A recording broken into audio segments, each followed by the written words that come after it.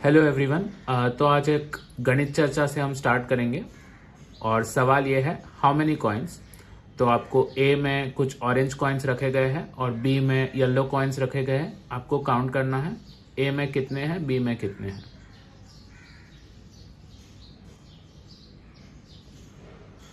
तो आपका जवाब ये रहेगा कि ए में 12 कॉइन्स है, बी में भी 12 कॉइन्स है। मेरा अगला सवाल ये है कि कौन से कॉइन्स को काउंट करना आसान रहा।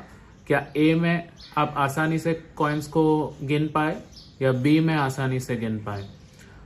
आपका जवाब ये रहेगा कि आप बी के कॉइन्स को इजीली गिन पाए, क्योंकि ए के कॉइन्स अगर मुझे गिनने हैं तो मुझे एक एक करके गिनने पड़ेंगे। 1 2 3 4 5 6 7 8 9 10 11 और 12।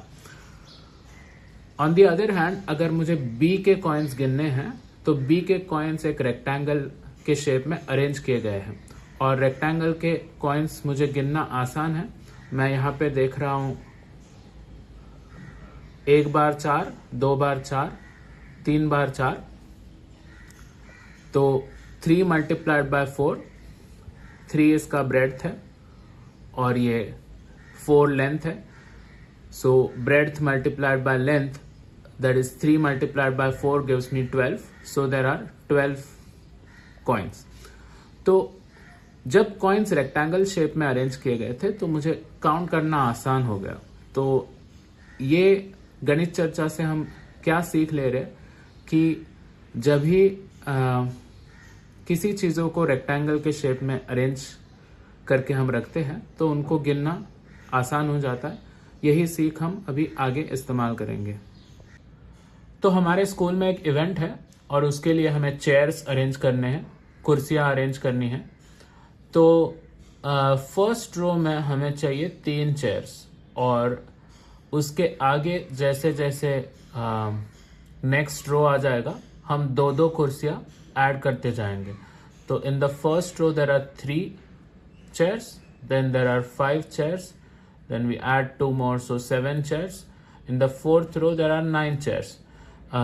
तो ये एक अरिथमेटिक प्रोग्रेशन हुआ 3 5 7 9, क्योंकि 2-2 का फर्क है, कॉमन डिफरेंस है 2 का। तो अभी हमारा सवाल ये है कि मुझे जानना है कि टोटल कितनी चेयर्स हमें लगेंगी हमारे इवेंट के लिए। तो अगर मुझे 4 रोज बनाना है तो total how many chairs will I need. तो यहाँ तो 4 ही रोज है तो मुझे काउंट करना आसान है। 3 और 5 8, 8 और 7 15, 15 और 9 24। तो यहाँ काउंट करना आसान है कि 24 chairs will be required because there are just 4 rows. But suppose कुछ 25 रो होते या 50 रो होते या 100 रोज होते तो फिर कैसे काउंट करें। तो एक एक करके ऐड करते जाएंगे तो बहुत टाइम लगेगा। So we need to find some technique by which I can quickly find the total number of orange chairs. तो मुझे ऑरेंज चेयर्स का टोटल नंबर यहाँ पे चाहिए।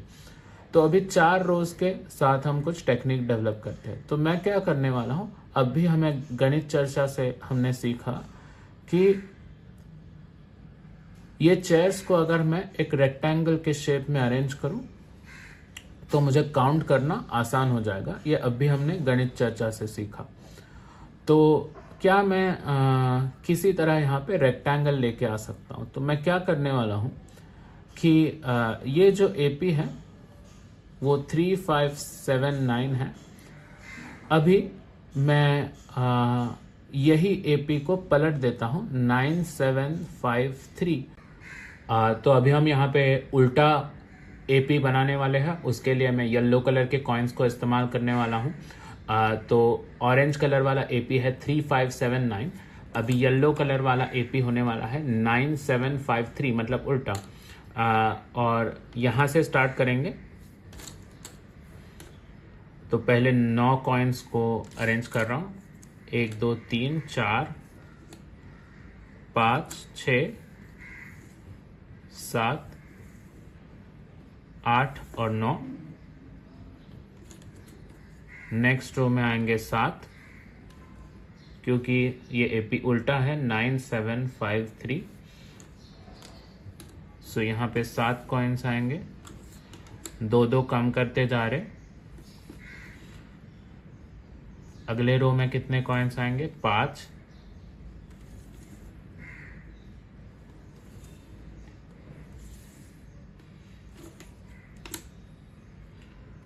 और लास्ट रो में आएंगे 3।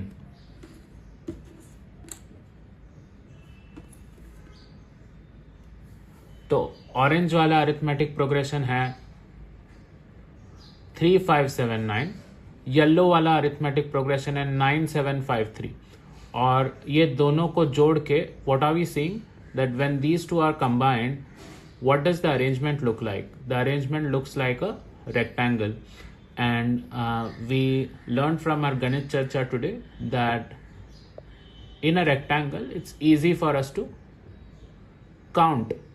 So अगर ये rectangle का breadth और length मुझे पता चल जाए तो मुझे total कितने chairs है वो मुझे पता चल जाएंगे।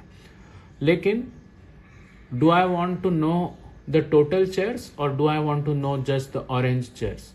तो मुझे सिर्फ ऑरेंज चेयर्स जानना है जो कि इस साइड है, तो मुझे टोटल चेयर्स नहीं चाहिए, मुझे सिर्फ ऑरेंज चेयर्स चाहिए।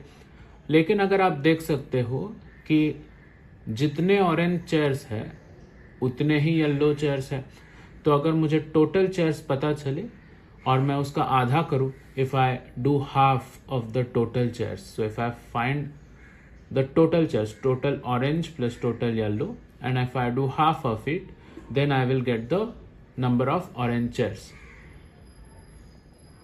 तो चलो अभी ये रेक्टेंगल का हम ब्रेड्थ और लेंथ फाइंड करते हैं। तो ब्रेड्थ फाइंड करना आसान है। यहाँ पे जो ब्रेड्थ है वो 4 है, 1 2 3 4।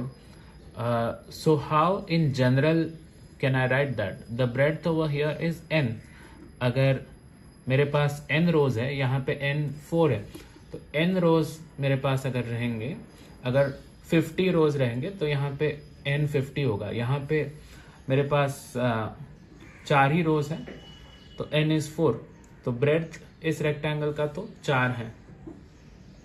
अभी देखते हैं इसका लेंथ कितना है। तो लेंथ में 9 ऑरेंज कॉइन्स है और 3 येलो कॉइन्स है। हमारा 3 क्या है? 3 हमारा T1 है, T1 is 3। और ये 9 क्या है? ये हमारा T4 है, T4 is 9। तो in general form I can write it as Tn, मतलब लास्ट रो में कितने chairs, right? So the length of this rectangle is the addition of first row and last row। उतना ही यहाँ पे भी length है, आप देख सकते हो। ये फर्स्ट रो है और ये उल्टा किया हुआ एपी है, तो ये एपी का लास्ट रो है। तो फर्स्ट रो और लास्ट रो अगर जोड़ेंगे तो ये रेक्टेंगल का लेंथ बन रहा है। तो the length will be T1 plus Tn, T1 plus Tn, first row plus last row, उनको जोड़ेंगे तो लेंथ मिलेगा। ब्रेड्थ हमारा n है, तो अभी रेक्टेंगल का ब्रेड्थ भी मिल गया है, लेंथ भी मिल गया है। तो अभी हम रेक्टेंगल में टोटल कितने चेयर्स है वो फाइंड करेंगे और उसका आधा करेंगे, क्योंकि टोटल चेयर्स हमें येलो प्लस ऑरेंज मिलेंगे और दोनों बराबर है, तो आधा करेंगे तो जितने ऑरेंज चेयर्स है वो मिलेंगे। तो यहाँ पे total orange chairs is equal to Sn। हम कैसे फाइंड करेंगे? Length of the rectangle multiplied by breadth.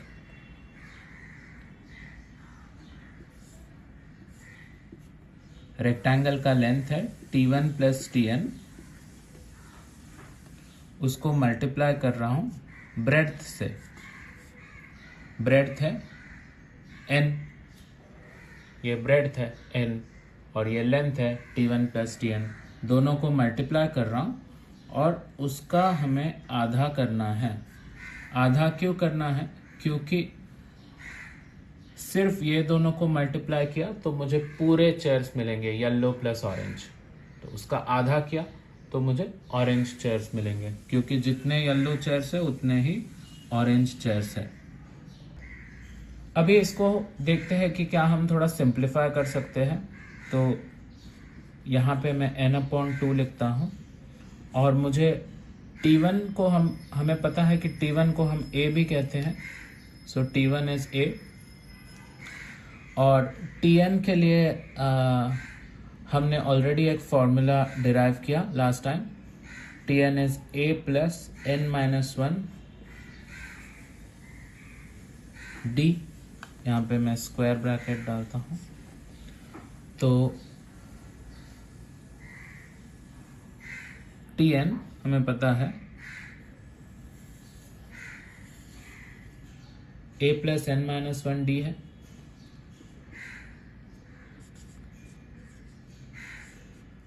तो ये A और A बन जाएंगे 2A और प्लस n-1 D। तो